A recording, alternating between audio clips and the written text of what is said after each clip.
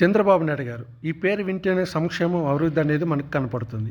చంద్రబాబు గారు చెప్పినట్లు పెన్షన్లు పెంచి అవ్వాతాతలకు అందించి వాళ్ళ జీవితాలలో ఆనందం నింపారు. అలాంటి సంఘటనే ఒకటి జరిగింది. పేద కుటుంబానికి పెద్ద కొడుకులా నిలిచాడు చంద్రబాబు నాయుడు గారు. వివరాలకు వెళితే ముదివేడి గ్రామ పంచాయతీ సిద్దేవారిపల్లికి చెందిన శ్రీనివాసులు నాయుడు కుటుంబంలో పూర్తి అంగవైకల్యంతో బాధపడుతున్న వాణిశ్రీకి 15,000 పెన్షన్ ఇచ్చి ఆ కుటుంబంలో వెలుగు నింపారు. సార్ నమస్తే. నమస్తే సార్. మీ పేరు? శ్రీనివాసులు నాయుడు.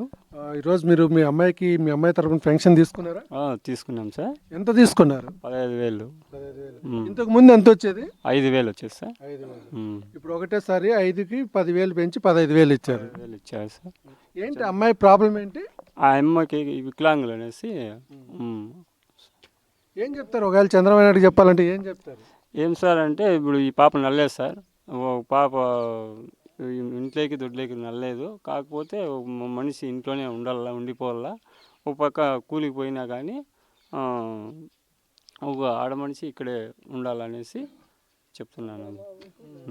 సార్ చెప్పండి, ఈ అమ్మాయికి ఇంతకుముందు 5,000 రూపాయలు పెన్షన్ వచ్చేది అంటున్నారు. ఇప్పుడు 15,000 వచ్చేది పెన్షన్. దేనికి, ఎందుకోసం 15,000 ఇచ్చారు? సార్, ఈరోజు ఆంధ్రప్రదేశ్లో మళ్ళీ ముఖ్యమంత్రిగా వచ్చిన తర్వాత ఇచ్చిన మాట ప్రకారం వృద్ధాప్య పెన్షన్లు మరియు పూర్తి స్థాయి అంగవైకల్యం ఉన్న వారికి 5,000 నుంచి రెట్టింపుగా రెండింతలు పెంచి 15,000కి ఇస్తానన్న మాట ప్రకారం ఈరోజు ఇవ్వడం జరిగింది.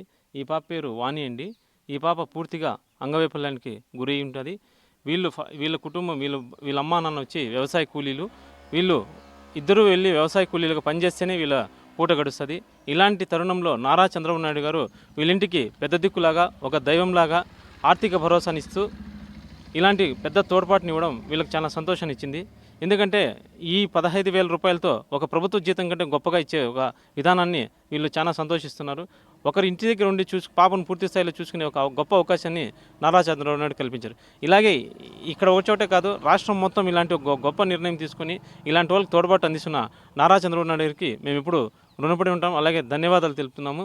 అందుకే అంటారు, నారా చంద్రబాబు నాయుడు గారు అంటే రాష్ట్రంలో అభివృద్ధిని, సంక్షేమాన్ని సమానంగా చూస్తూ ఎక్కడా కానీ దుబారా లేకుండా ఒక గొప్ప విజనరీ నాయకుడని పేరుగాంచారు. వాటిని మేము పూర్తిగా నమ్ముతున్నాము. అలాగే ఇలాంటి నిర్ణయానికి ధన్యవాదాలు తెలుపుతున్నాను.